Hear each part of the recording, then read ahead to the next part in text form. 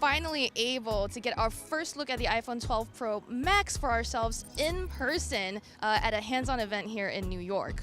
This is the big boy. This is Apple's highest end flagship of this year's lineup. It's got all the bells and whistles. The iPhone 12 Pro Max features a 6.7-inch screen, making it the biggest screen Apple's ever put on an iPhone.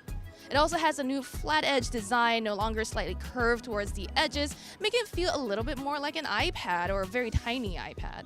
That comparison is not unjustified. This thing feels huge to hold. For me, I am someone with smaller hands than most people, and it was harder for me to reach letters like the A across the screen with just one hand. I really need two hands to be typing comfortably on the iPhone 12 Pro Max. However, though, the stainless steel and glass finish on this thing does feel a lot more premium than the likes of the iPhone 12 and the 12 mini, which are more aluminum builds.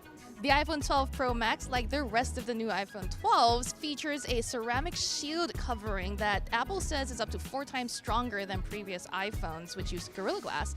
And this 6.7-inch display is an OLED screen, which promises better colors, contrast ratios, and brightness. And in the sunlight that was streaming into our demo area, it was easy enough to read things on the iPhone 12 Pro Max's screen. The 12 Pro Max has 3 cameras. It's got that standard 12 megapixel wide and ultra wide, but also a telephoto that lets you get an up to 2.5 times zoom on your subject. And we tested this out in the sprawling demo area. I mean, it works. I can't tell you offhand or right now what the photo qualities are just yet because it was a very controlled testing area with good light and everything. I love to take this out in the dark or shooting some buildings from a rooftop, for example, just to see actually how good the quality is here. But from what I saw at the event, things look good. Apple also says it's used its Deep Fusion AI to improve some of the photo processing here. Once again, I can't tell you just at first glance without comparison to previous photos how much better this is than before, but once again, they did look good. Another thing that the Pro Max does is it shoots in 4K at 60 frames per second and in Dolby Vision, making it the first phone to shoot in this format. I feel like that might be overkill for a lot of people, but if you've been looking for a phone that can shoot in HDR, this might be it for you.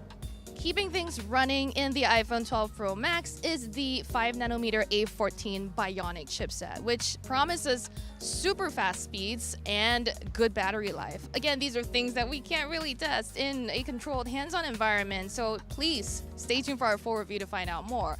But just right off the bat, from what I can tell so far, things fly on this phone. It's as fast as you'd expect a high-end phone to behave. It means you can magnetically attach things like card holders or wireless chargers or other cases to your phone. And this worked really nicely during my hands-on. I mean, we've already seen this work with the wireless charger in our iPhone 12 and 12 Pro review, and it was just nice to be able to swap in card holders and other cases. Although it did require a fair amount of force to pull the card holder off of the phone. At $1,100 to start, the iPhone 12 Pro Max is a pretty expensive phone, but it's also the Apple phone that comes with all of the bells and whistles.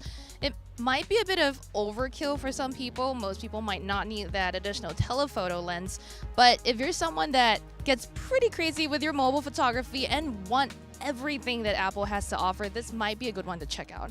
I would caution against spending any money until you read our full reviews though, so that you know just how this thing will behave in the real world.